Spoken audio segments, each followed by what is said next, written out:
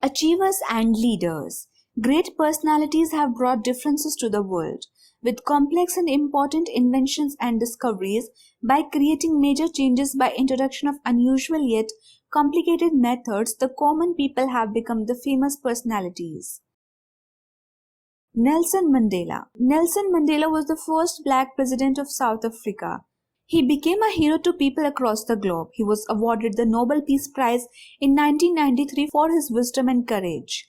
Such was the impact of this powerful politician that a new species of spiders is named after him. Nelson Mandela was born as Rolihlahla Mandela on 18 July 1918 in Mvezo, South Africa. Rolihlahla Mandela meant troublemaker and to pull a branch of a tree. He grew up in a poor family in a small South African village. When he was 7 years old, his school teacher nicknamed him Nelson, and that name stuck with him. In his autobiography, Long Walk to Freedom, published in December 1994, he revealed the truth behind his nickname. As a youngster, Nelson took part in the activities and initiation ceremonies of his local tribe. However, unlike his father, Nelson Mandela gained a full education studying at the University College of Fort Hare and also the University of Witwatersrand. Nelson was a good student and qualified with a law degree in 1942. He fought hard for his people to enjoy equal rights to citizenship in South Africa. He served 27 years in prison as punishment for his protest against the apartheid government. After he was freed from the prison, he worked harder to achieve human rights and a healthier future for people in South Africa. Later, he became the president of South Africa. In 1999, Nelson Mandela retired from his presidency, and in the same year, he established the Nelson Mandela Children Fund, a charity to help poor South African children. He continued to promote peace around the world. In 2007, he founded the Elders, an organization of world leaders committed to stopping conflicts and encouraging human rights in the world. He died on 5 December 2013 following a lung illness. Khan Abdul Ghaffar Khan. Abdul Ghaffar Khan was a Pashtun politician and spiritual leader of British India. He was widely respected for his non-violent resistance to the British sway over the country and was known to be a devout follower of the great Mahatma Gandhi. Abdul Ghaffar Khan was born in 1890 to Khan Behram Khan of Utmanzai village, Peshawar. His father, Behram Khan, was a landowner.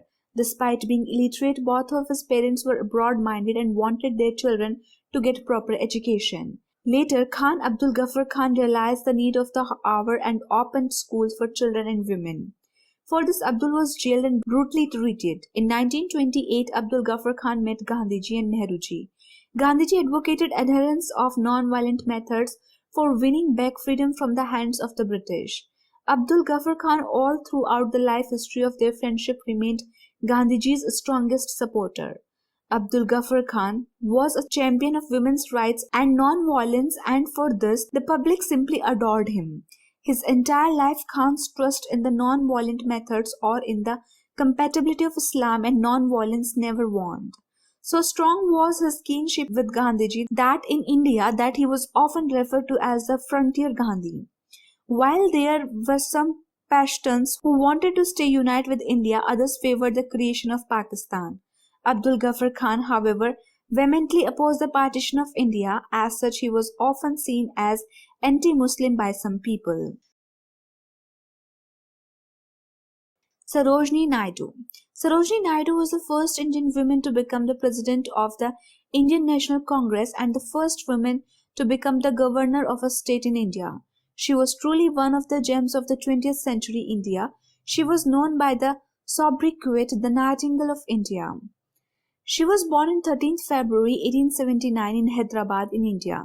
She was the eldest daughter of philosopher, scientist, educator and linguist Agornath Chattopadhyay and Barada Sundari Devi, a Bengali poetess. During 1915, she travelled all over India and delivered speeches on welfare of youth, dignity of labor, women's emancipation and nationalism. In 1916, she took up the cause of the indigo workers of Champaran in the western district of Bihar. In March 1919, the British government passed the Rowlatt act by which the possession of mysterious documents was deemed illegal.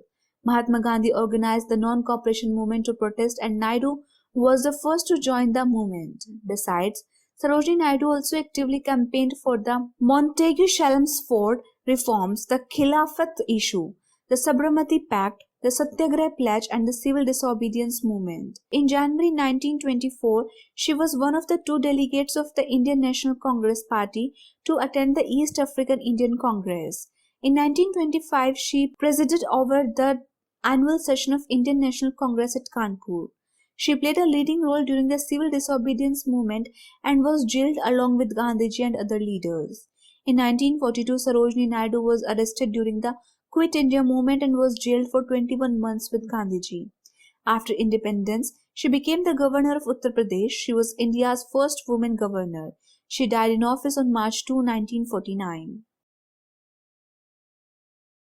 Homi Jahangir Bhabha, an Indian-born scientist who played an important part in contribution to the quantum theory, was born on October 30, 1909 in Bombay. His name is Homi Jahangir Bhabha. He was the first one to become the chairman of Atomic Energy Commission of India. After graduating from Elphinstone College and the Royal Institute of Science in Bombay, he went to Cambridge University. He received his doctorate in 1934. Due to outbreak of Second World War, he returned to India in 1939. He set up the Cosmic Ray Research Unit at the Indian Institute of Science, Bangalore, under C.V. Raman in 1939. With the help of J.R.D. Tata, he established the Tata Institute of Fundamental Research at Bombay, now Mumbai. In 1945, he became director of the Tata Institute of Fundamental Research. He established the Atomic Energy Commission of India in 1948. Under his guidance, Indian scientists worked on the development of atomic energy, and the first atomic reactor in Asia went into operation at Trombay near Bombay in 1956. He was chairman of the first United Nations Conference on the Peaceful Uses of Atomic Energy, held in Geneva in 1955. He advocated international control of nuclear energy and the outlawing of atomic bombs by all countries. He received many honorary degrees from Indian and foreign universities and was a member of numerous scientific societies, including the National Academy of Sciences in the United States. He also authored many articles on quantum theory and cosmic rays. Homi Bhabha died in an aeroplane crash in Switzerland on January 24, 1969. Vikram Ambalal Sarabhai. Vikram Ambalal Sarabhai was one of the greatest scientists of India. He is widely regarded as the father of the Indian space program. In fact, he was a rare combination of a scientist, an innovator, industrialist, and a visionary. He was the main personality behind the launching of India's first satellite, Aryabhat. He was among the few scientists who devoted their entire life to the progress of science in our country. He was born on August 12, 1919 at Ahmedabad in an affluent family of progressive industrialists. He got his early education in a private school. After completing his matriculation, he moved to Cambridge for pursuing further college education and took the Tripos degree in Natural Sciences from St. John's College in 1940. He worked as a research scholar at the Indian Institute of Science, Bangalore, under C.V. Raman. His areas of interest include solar physics and cosmic rays. He played a major role in setting up of numerous observation stations across the country.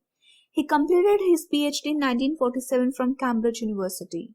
After the sudden demise of Homi Bhabha in an air crash, Vikram Sarabhai took over as chairman Atomic Energy Commission in May 1966. He always longed that the practical application of science should reach the common man. He worked towards acquiring competence in advanced technology for the solution of countries' problems based on technical and economic evaluation of its real resources. He initiated India's space program, which today is renowned all over the world. He received the Shanti Swarup Bhatnagar Medal in 1962. The nation honored him, awarding Padma Bhushan in 1966 and Padma Vibhushan in 1972. He passed away in his sleep on December 31, 1971.